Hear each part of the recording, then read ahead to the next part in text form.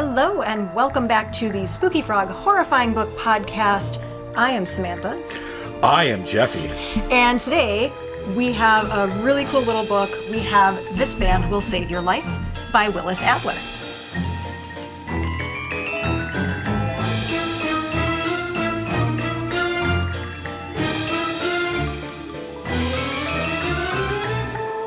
We actually are not exhausted today, which is way different than how things normally go. It's past spooky season. It's Halloween after. Halloween after. Yeah. So Post-Halloween, we blew our Halloween load. Wow. it was ghastly and ghostly. Poof. No, Halloween was amazing. I think this one was even better than Which last one? year. Which one? Which one was amazing? So was it October 18th? Was it October 11th? Was it the book fair? Was it the 25th? Was it New Orleans? Was it? I'm talking home court. Oh, home field this advantage. last one. Our friends at Extra Arcade, our friends with Subspace, and just our home team. Home turf. Home team. Yeah, it was nice to actually get done with a really busy season, come back to the home team, and you guys brought it. Oh, yeah. Yeah. Like the costumes. Milwaukee really went nuts. Oh, yeah. Oh. I love that we really get some of these really intricate costumes. People really throw themselves into it. I thought we had not only a great pool of winners, but there were so many people that I saw. There was just too many good costumes. Yeah. Just too many good costumes. We were spoiled for choice. Yes. There's just too much amazing stuff going on. You're all too good. Yeah. And then like every time somebody new walked in with something epic, like, I was like, oh, yeah, because we were only giving away 11 roses. Yeah. And we were giving these away, and we were trying to hold them tight to our chest to see what would come in. But man, yeah, so there's just too much. Right. Yeah. And every costume was like better and better and better. So yeah, we how much did we give away this year? Oh, $3,000. Yeah. So, yeah, we ended up giving $1,500 to Midsummer. Midsummer. Should we do that? We're going to do that? We're going to do that. Yeah, we're going to do it Midsummer right there. How do we, we're making like this arch, like we're doing a weird YMCA. YMCA. I will never sing that No, song. we're not doing that. And then runner-up was... Oh, was that? That was Lady Liberty. Oh, Lady Liberty. Dead Lady Liberty. Lady she Liberty. Had these tears. She had her makeup was perfect. She had a gravestone with her all night. She carried that stuff around too. Yeah. So I'm like, are you gonna have a drink or stop and do anything? No, totally in character. Yeah.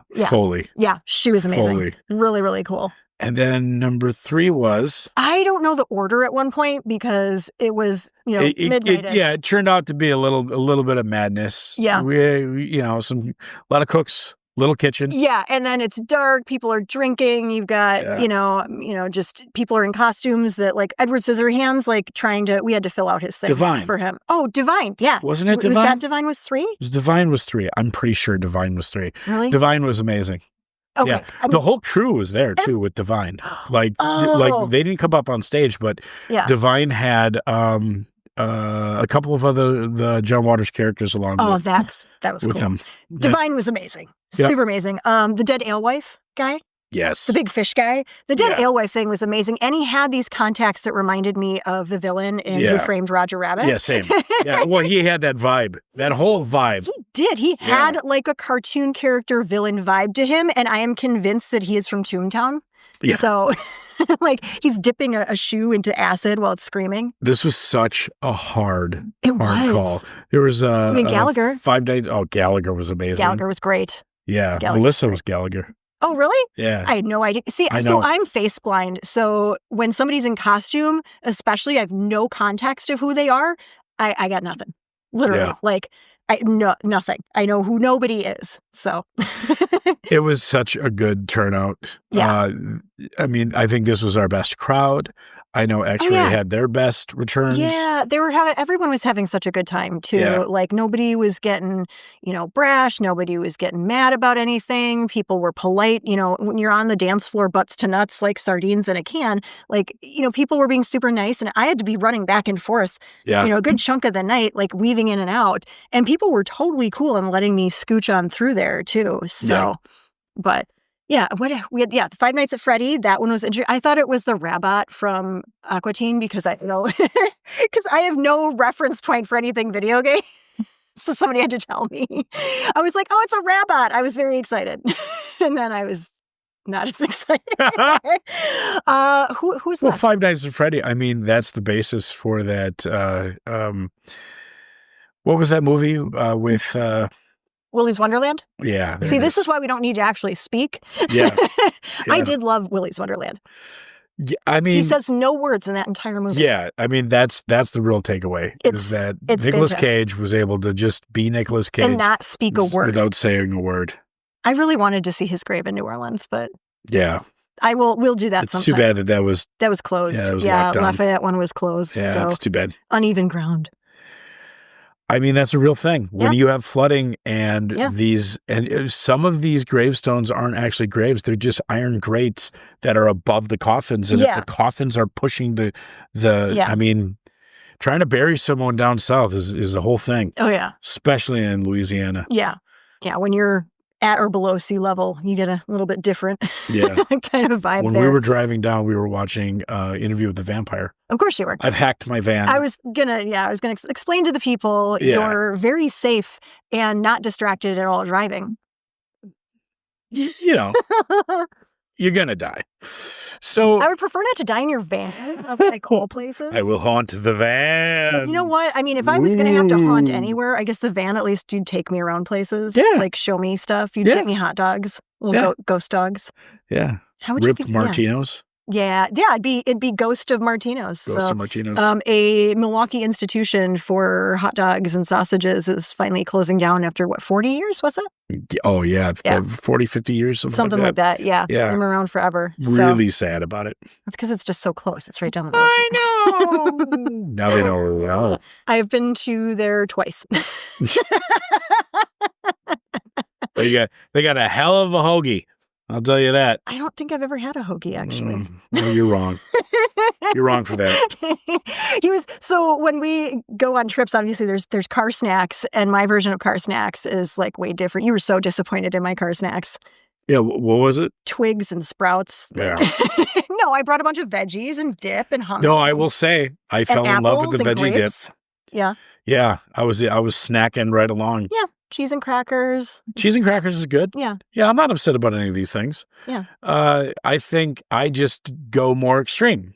Extreme There was snacks. an entire cooler of candy from Cleveland, and we were gone for one day.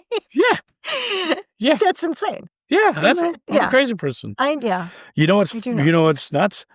That really wasn't mine. Well, I didn't pack What's funny that. is like none of it was eaten. It all came back. I never ate any of it. Right. Yeah. It all came back. It was also, that's how I ended up with the shack heads. Yeah. So. Well, that's all hers. The shack heads are pretty, you know what? If I saw shack heads, I would probably have to buy them even if I wasn't going to eat them because they're shack heads. Yeah. I've really cut down on a lot of the simple sugars and all that crap. Join the savory crowd. I love both. My problem is, like, here's the thing. I am an omnivore to the truest form, right? Like, I love vegan. I love vegetarian. I love meat. I love complex sugars. I love apples. I'll eat literally anything you'll throw at me. I'm like a dumpster. Yeah, human garbage disposal. Yeah, yeah. I always know that if I don't want something, I'd be like, here you go. Yeah. The only thing is, if it smells off, if it smells, I shut down. Yeah, you're done. You get the ick. I've started to, like, as I get older, I get a little bit of the ick from things now. And I'm just like, wow, have I become like some weird germaphobe? Like I'm washing my hands more as like in my middle age than I did before. And I don't know what it is. Like I can't be sticky. I can't be grimy. Oh my God. Like I'll come home from the grocery store and I'll want to wash my hands right away because I touched everything. Have you ever watched the movie The Aviator? No. I don't think so, at least. You know, I have goldfish brain for movies. Yeah. Like total, like I go around the bowl once. If anyone out there has seen this, y'all know what I'm talking about. Good. Yeah, we'll just move on. we're all in the know. That's okay. fine. Good. I don't mind not knowing things. So this is going to be how it is when we do video game stuff. Like you're going to look and talk about stuff, and I'm going to go, huh? I need to nail you down to video game stuff. There's a bunch of good video game stuff out there. That one terrified me. Yeah. It's so funny. So, the book that we're going to do next week is actually like super extreme, like splatter kind of area. And that stuff mostly doesn't bother me. But the video game, I think it's because you can't escape from it. Like I can turn the page in a book. I can set it down. But the video game, it's not only right there, but to progress in the game, you have to keep going into those things. Yeah. And I think I feel trapped that way. And you know me when I feel trapped in any way, shape, or form, whether it be a too tight sock or like a too tight room or something, it's like I can't deal with being constricted. Yeah. So I think so everyone's going to get to watch me lose my shit on camera. I will say I'm a little bit similar. Yeah. Like I can't watch those cave videos where people are squeezing. Absolutely not. Nope. And also like we both share heights. Right? Right. You're not as bad as I am. Like my body. Oh, no, I have a near panic attack. Oh, my body literally. When I watch those videos. Oh, I'm God, no. Oh! Yeah. And I'm not having a good time. Well, when I went to Seattle, like we had tickets to go up into that Space Needle, the tower. Sure. And I got like 20 feet from the elevator and my knees literally stopped moving. And my boyfriend turned around and he's like, where'd she go? And I'm like, so I'm going to be in the gift shop, which is on the ground floor. Yeah. And I'll see you later. Like, I can't. That's why airplanes are so bad for me, because I'm trapped in a tube and there's nowhere to go. There's nowhere to escape. You should really watch the latest Final Destination. Oh, no, thank you. If you're panicked about the Space Needle. No, thank you. They have a real good scene right in there for you. No, You'll I'm still traumatized by the truck with the logs. I think our entire generation is traumatized. Like you'll see on the freeway when we're driving, all the cars will move away from the truck with the logs on it. I could never get into any of those. I saw that one and that was it. I know what you did last summer. Mm-hmm. The Final Destination, these like teenage rom-com slasher fix. I don't hate them. They're not my go-to, but I don't hate them. Yeah. Give me the Freddy Krueger. Yeah, like some good old school stuff. Yeah. I want a crazy slasher with some comedy. Yeah. Give me Evil Dead. That was Killer Lake that we talked about. That was, the perfect, cool, kitschy, like silly summer slasher with like the kids go and have sex in the woods, and that's when they get some unique kills and all that. So yeah. That's I think why I didn't like, and I swear to God I'll talk about this book. Why I didn't like In a Violent Nature. Because I think for me, I want a slasher to be fun, and that movie was not fun. It was real slow. There was no soundtrack, and it was just, okay, let's follow this guy, like, sort of walking through the forest for, like, 10 minutes, and then do something real gross to somebody who's, like, panicking with no music. Yeah. And so it just wasn't my thing. Like, yeah. I know I'm going to get strung up for this, but Mandy was kind of like... I was not the hugest fan of... I love everything Nicolas Cage. I'm a huge Nicolas Cage fan. I love the commercial. Yeah. I didn't think Mandy was that great, but Willy's Wonderland was, and a movie that he did last year, The Arcadian, was actually very good. I'll check that one out. I love The Arcadian. If it was a movie that has Nicolas Cage in it versus it being a Nicolas Cage movie. Sure. Which is really cool. It's got some cool monster things. Like, yeah, I very much enjoyed that. That made my top 10 of 2024 for movies. Ooh. Yeah, it did. Okay, I'll check that one out. Yeah. Watch Nicolas Cage movies. Just not, what was the one where his head was on fire? The skull guy on the motorcycle. Oh, you didn't like that? No? It wasn't great. Ghost Rider. Yeah. It was mildly better than Gone in 60 Seconds. Okay, but which one would you rather watch? Would you rather watch... I like this game. Would you rather watch, and please comment, let us know. Would you rather watch Ghost Rider? Okay. All right. Or, what is it? Not Burning Man. What do they call it? Wicker Man? Or Wicker Man. The Bees! Honestly, I would rather watch Wicker Man. I will take Wicker Man. I think I'll take Wicker Man, too. Just for that scene. Right, exactly. Like, you have to... The rest of it's kind of dull. Yeah. It's fine. It's just, Nicolas Cage walking around an island. Right, yeah. Being a little weirdo. Yeah. You know what was really good, though, with him? And I swear this isn't the Nicolas Cage podcast, But welcome to the Nicolas Cage if podcast. you're listening, you can totally sponsor us, though. What was that? The Staggering Weight of Something Genius, where it was him and Pedro Pascal. Oh, that was really good. That was astonishingly good. It was so funny when they're in the car and just all tripping and just like, I would really, like, I would have loved to just like be inside of that movie. Yeah. And just watch all of that. It's a good one. It's a solid one. Yeah.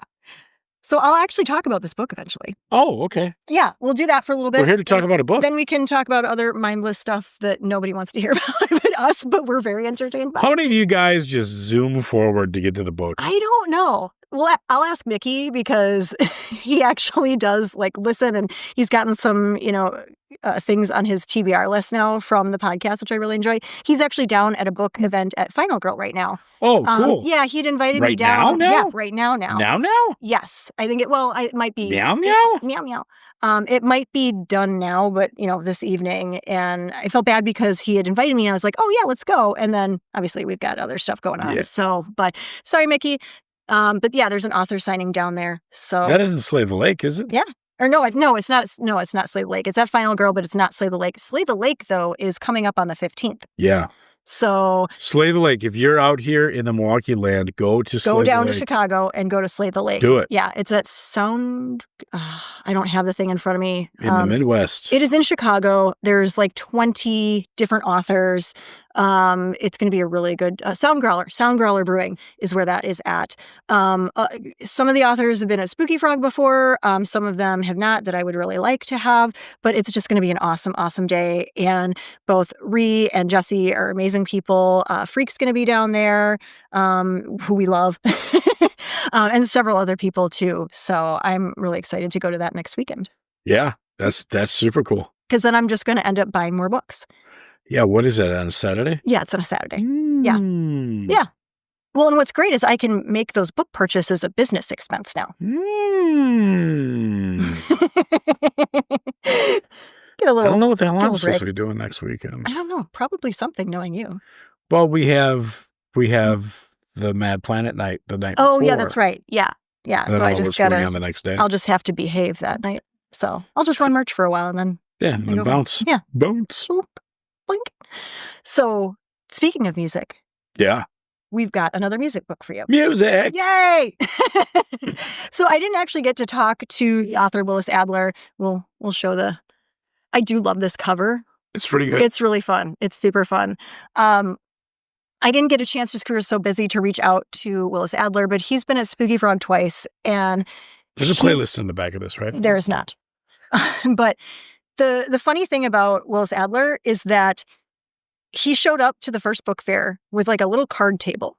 This is his only book that he had out, at least at the time. He might have more now.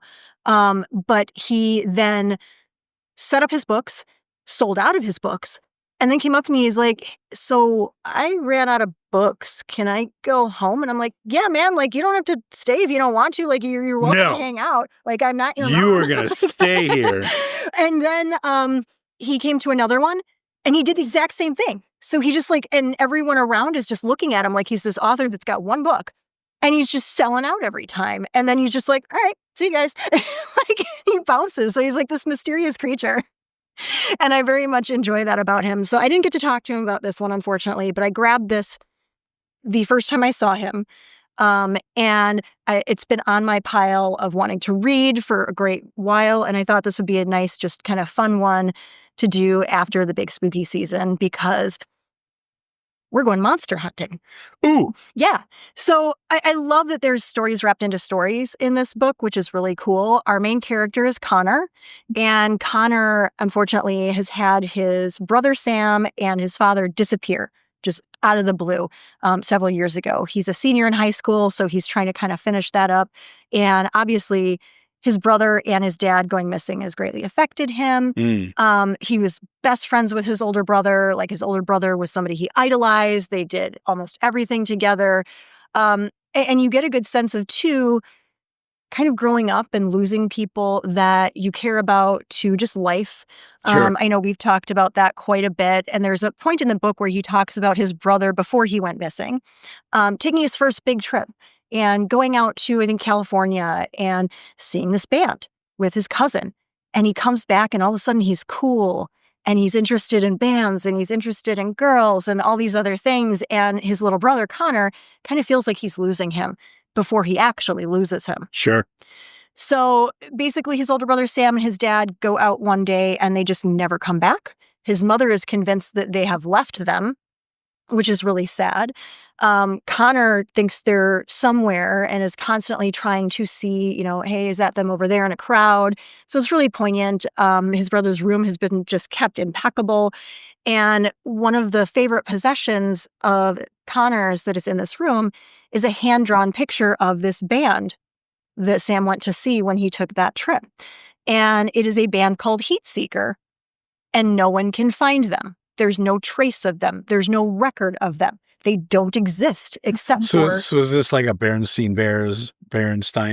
No, it's not a Mandela effect. No? No, Okay. It actually gets way cooler than that, too. Okay. So, basically, he's been searching for this band or any news of them for a long time. At some point, he is talking to his brother's good friend who lives next door to them. That family kind of adopted him since his mom's not really doing so hot. And she found Heatseeker. And they're going to come play a show in their town in like just, some shithole punk bar. And what time span has... It was, I think, like 4 or 5 years since his brother and dad disappeared. And now he's a senior in high school and, is about the age or past the age that his brother was when his brother disappeared. Okay. So, and this gal that he is neighbors with that was his brother's friend is a couple of years older. So, obviously he wants to go to this and he's just hell-bent that, hey, I'm going to go to this concert. This kid has just been a hermit since he lost 2 of his family members. Sure. So he's a social outcast. He doesn't have any friends. He doesn't talk to anybody. He barely talks to this girl. And so, of course, he's never gone to a concert before. But he's like, I'm going to go because I want to see if I can find my brother. At a concert? Yeah, because that was his brother's favorite band. He only talked about them. And he's like, if he's anywhere, he'll be there. And this is just, we know this as watching this character, that this is something kind of naive. Sure. It's wishful thinking that he's going to be able to find his brother at this concert at some divey punk bar in their hometown. But he's going to go anyways. So he does go. He manages to sneak in because there's a line. And he sneaks in by helping move equipment. And band plays. Everything is great. And then he goes into the woods and something is attacking. And who shows up but our Scooby Gang of Heatseekers, the band. Sure.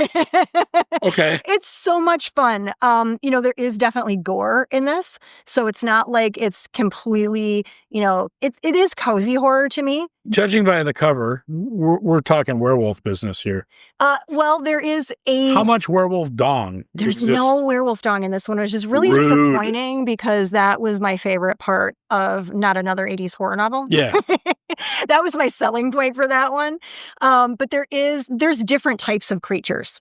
So, and I won't give away exactly what's happening or, what the plot is, because I don't want to ruin the whole rest of the story because it's just really fun. But Connor really comes into his own during some of this process and does eventually find out what happened to his brother and dad. I do like that it gets probably as close to a happy ending as you can get with horror while still having it not be a happy ending. And I know that doesn't make any sense, but that is how it is. Could be a better happy ending with Werewolf Dawn. It would, yeah. I mean, you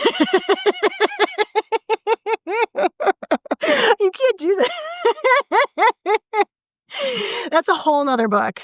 We're going to have to ask Sean Madonna if he can write specific fan fiction for us at that. But no, it's a quick little read. It is, to me, it's a cozy horror book where, you curl up with this one. You're not going to be traumatized by it. You're going to feel okay afterwards. You don't need to go have a palate cleanser. This was my palate cleanser after some of the other things that we've talked about. And I'm glad that I read this one before the next one that we're going to do, because the next one we're going to do is nasty. Ooh, it's nasty. Like I was actually partway through. Oh my God. Remember when Anna, well, Oh, I don't know if you were in the car for that. I wasn't, but I heard about it. What was it? Ooh, damn girl, you nasty. In New Orleans, which carries a little bit more weight to it. Oh yeah, absolutely. No, I thoroughly enjoyed it. I plan on sending Willis a little note. What? I just keep going. You know what? Yeah. If you ever think about road tripping with your friends, do it. Because man, I did it like 4 times. Yeah. 4 times this October. And man, the inside jokes just get deeper. Oh my God. The relationships just bond stronger. Now we all have DJ names. Yeah, we all have DJ names. In the group chat, yeah, we all have DJ names. Yeah. Anna wins. She does. DJ Nasty. I love her. She's such a fun, like, trooper about everything. Oh, yeah. Just like, if there's one person who can just find something fun and interesting about, like, anything, you could give her, like, a piece of paper and she'd be like, oh, this is really cool. We could do this with it. Like, that's Anna. Oh, yeah. So I really like that about her. She's fun. Spooky butts. Spooky butts. Oh, yeah. It's spooky butts. So there's spooky butts on my mug. Butts of horror. Butts of horror. But yeah, so we have finally come to the end of our spooky season. Yeah. We crashed into Halloween. We squeezed the life out of Halloween as much as we possibly could. So good. And we've had like a couple days to recuperate now, which I don't think I left the house on Sunday at all. Actually, I didn't leave the house on Friday either because I knew Saturday was going to be busy. Yeah. And I went out Friday night. I know you did. I got a little wild. I know you did, which was dumb. I thought it was all right. I mean, this is what he does. Yeah. We were back in the house by 1:00. It was fine. Yeah. I did not leave the house on Friday because I worked from home on Friday. And then I just transitioned from my desk to the couch, watched a really fun movie, and then went to bed. And then I was well rested for the next day. We had some really awesome volunteers this time. Yeah. This is our main decorating effort when we do this one. Like, we don't have to decorate for most of them. Well, prom we decorate for pretty heavily too, yep. Goth prom. But there's a ton of work that needs to be done, not just at setup, but also at teardown. And trying to do both just in our little group, trying to also concentrate on trying to run the costume contest, interface with the bar, run the merch, like all of those things, interact with guests, make sure everyone's happy, make sure, we're everywhere at once. Mm-hmm. And then you guys with DJing too, right. Like you have sets that you have to do. Having some extra volunteers was super essential. So Josh and Goth Daughter, not mine actually, but that's her screen name, and all of the others, thank you so much for actually helping us out. They were total troopers, and they were having a great time too. Yeah. So you're welcome back anytime. Yes, please. Yeah, they hang out in our Discord channel, and so if you aren't on the Goth Barge Discord, get on the Goth Barge Discord. There's a section for events. There's a section for just pet pictures. Cats. Yeah, there's cats of Come Goth see Barge. some pussy. Yes. God damn it, Jeffy. Hairy bush pussy. Yes, you can do that on the Discord. There's a specific spot for baby bats. So there's a section that's locked that only... Not so much. Only the under 18s can access it. Yeah. Like, there's nobody over... I think nobody over 18 or 21 can actually access that. So it's a safe place for the baby bats to interact where there's nobody that's going to be saying anything weird. Not that, we police that pretty well. There's a section for just like chitter chatter, people sharing recipes. There's a book part too. I do love the pet pictures though. Yep. We get a lot of That's my favorite bit. Yeah. I'm going to have to... I log in, I look at the pet pictures, and then I log out. I'm usually on the volunteer channel, so that's the one that I kind of haunt, and then obviously the pet one. But I need to get pictures of my new baby frogs. Baby frogs. Baby frogs. One of them is so tiny. Oh, little guy. He's just a tiny baby guy. Oh, boy. Yeah. And then his big sister is a big fat chunk that's growing way faster than he is. So. Oh, chunkies. Yeah, I got those just, I don't know, maybe like 3-4 weeks ago, beginning of October, is when we were in Cleveland when I got those little guys. So little baby guys. So I'll have to put pictures of them. Man. I got a picture of the little one where he's just got a leg out, like razzle dazzle. Got a little top hat. He's like doing this kind of thing. Yeah. Little froggy guys. Yeah, little froggy guys. But no, thank you to the volunteers. Check out the Discord for sure. Next week, we're going to get nasty with it. We're going to get nasty with it. This is the first time we're actually going to do short stories. So we're going to do Poisoned Pink by Bridget Nelson. So this is one that I ended up picking up at my first book fair. So Bridget Nelson is married to Jeff Strand. They're from Michigan. Really fun couple. He does horror comedy mostly, which is super cool. Yeah. This is not comedy. This is straight horror. This is not comedy. I started reading this the other night because I was like, okay, I'll start getting a jump on the next book now that things have calmed down. And I finished the first story. I'm like, okay, that was pretty intense. Start the second one. And I'm like, do I want to do this? Because this is real extreme. And then I found myself not able to put it down. Oh. And I'm like, wait a minute. This is hardcore, but the writing is so good that it's keeping me engaged and I want to keep going with it. So, and I don't like short stories usually. And now I'm coming around to short stories. I'm coming around to novellas. This whole project has forced me to get outside of my comfort zone and read so many different things that I normally would not have just thought to read. Like I would have never just randomly picked up a book of short stories to read them. I would have not picked up a novella to just try and, see what that was all about. Generally, there's certain things that I really go for. And so this project is really opening my horizons because what I try and do is every week bring something a little bit different to the table because, and I say this all the time, horror is for everyone. There's something in it for everyone. And so now I'm pushing my own boundaries and kicking my own ass a little bit. So, but this one's giving you some really good rewards for doing that. Yeah. It is. Yeah. Maybe a little bit of dry heaving, but but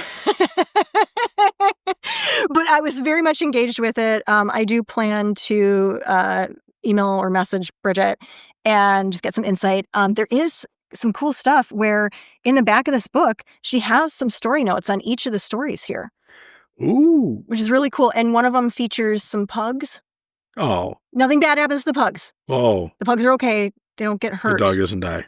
Well, one dies of old age, but it was natural. Nothing bad happened to the doggies. The doggies are all good. And the doggies are the heroes. Yay. But yeah, so I'm excited to do that one next week because there's like 5 or 6 different stories. And so that's going to take a hot minute to get through that. So especially with all sorts of notes and kind of describing each tale. I think regardless of what type of horror you like if let's say you don't like extreme horror, there's a story in this for you. If you do like extreme horror, but you don't like certain things, there's a part in there for you. If you like spice with your horror, there's a part for you. Just be prepared. So, some people don't like spice with their horror. I don't mind spice with my sexy times. Oh, got it. Smutty smut. Yeah, I don't know the lingo. I'm still learning the lingo. So spicy is, lingo for there's some sex. Sure. There's sexy time. Well, I get spicy, but I don't get spice. Yeah, to you, spicy's getting angry. There's that in there too. Yeah. But no, there's when somebody gets spicy, that means I'm getting spicy in literature is I'm coming at you hot. Doing that. Yeah. Okay. So, but yeah, some people don't like spice in their horror. Really? I'm totally fine with it. As long as it has a point. Like, so you think about your classic 80s horror paperbacks.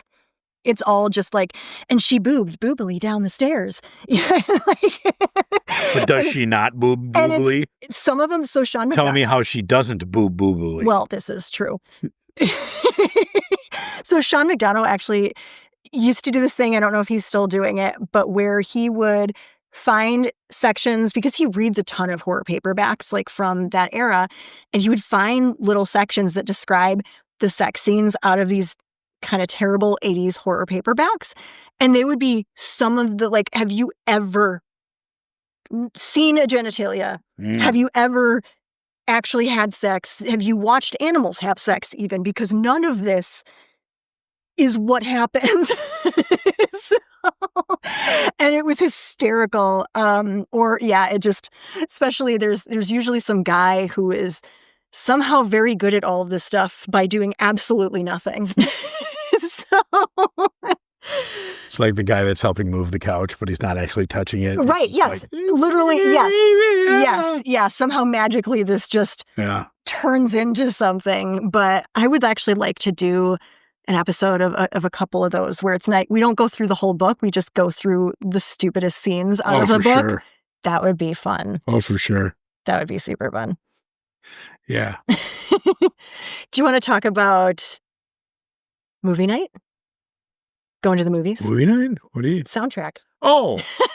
He's like, Goth Barge I don't know what I'm doing. Yeah. I don't know what I'm doing. We're doing a Goth Barge event at Mad Planet where we are going to be doing the soundtracks to horror movies. Not all horror, like action and stuff too. So you got like The Matrix in there. Any goth soundtrack from the 90s or 80s. Batman Returns. Yeah. So yeah, that one better be in there because if I don't hear that Smashing Pumpkins song, I'm gonna be real sad. Yeah, which one is it? Is EYE? Yeah. Yep. Yeah, I think that's gonna be really cool because we could also do the beginning is the end. Oh yeah, let's do that one. Yeah, and the end is the beginning is the end. Yes. Maybe we cap them off. Yeah. Oh, that would that would be really cool. Yeah. So if you're around in like the 90s, 2000s era where movies had just really good soundtracks because they used like popular music in there, this is the night for you. Yeah, I think there's going to be plenty of danceable tracks in there, but I think there's going to be a lot of like sing-along, crazy, goofy stuff. Oh, yeah. Like Cry Little Sister. Oh, God, yeah. Yeah, I think we're all going to be just yelling at the ceiling. Oh, I do love that song. Yeah. Who doesn't? I think we had such a good era of that because I remember, taking my money to like Sam Goody and, using my allowance money to get a CD and then using my Discman. And that would be like, I would just listen to it on repeat. And I did that with like the Crow soundtrack and Lost Highway soundtrack was really my jam. For sure. So what was your big one at the time? Well, when I was growing up? Yeah. Like what was your soundtrack of choice? I mean, Lost Highway was a big one. The Spawn soundtrack was huge. Big rotation there. Yeah, Lost Boys, for sure. Yeah. I mean, yeah, there was a lot. I mean, well, you had The Craft. Yeah, I mean, The Craft had a really good run. Are you gonna splice in some of the different movie scenes into the video screen on this one? So a lot of the music videos already have them mixed in. Oh, they do? Okay. Yeah, that's so, cool. Yeah, I mean, even Cool World. There's a couple. Yeah. I mean, there's some tracks off Cool World that are, mighty, mighty accessible. I know one of the Smashing Pumpkins tracks does have the Batman stuff in it. Yep. So. Well, a lot of them, when they do the movie tie-in, they end up just do it. Stealing. That was that era too, though, where like, I mean, I guess they did it with Tron because basically Tron is just a long Nine Inch Nails music video. Oh, with this one? Yeah. With this most recent one? Yeah. Yeah, I haven't. Is it out yet? Oh, yeah, it's out. The movie? Yeah, people hated it. Oh. It bombed big time. Oh. Which makes me very sad because I'm like, sorry, Tron. And Gillian Anderson was in it. The last movie was good. I enjoyed it. I haven't seen any of them. The original Tron, I could not. I mean, it was just very slow paced and, Which is funny because isn't the whole point for them to be real fast on the things? Yeah. How do you have a slow movie about people going fast? Well, I mean, every Tron movie has bombed ever. Why do they keep doing it then? At some point, because Hollywood doesn't know what to do with itself. Or is it somebody who just like really has like a humiliation kink or something? I mean, maybe some of that too. I'm convinced, that's the only way I would like Jared Leto. If he was only doing stuff because he liked being humiliated. That is the only reason I would like Jared Leto and everything. And every time he's in something I want to see, he was in Tron, right? Angry. I don't know. Yeah. I don't keep track of the dude. I really don't. Aren't you his keeper? No, Were you watching him? I'm not watching him. Were you? I think I left him somewhere in traffic. with like, and a bunch of like honey on them and near an anthill. Oops. But I think we're going to have fun with that one. I'm actually looking forward to that one now that we've had a little bit of time to breathe.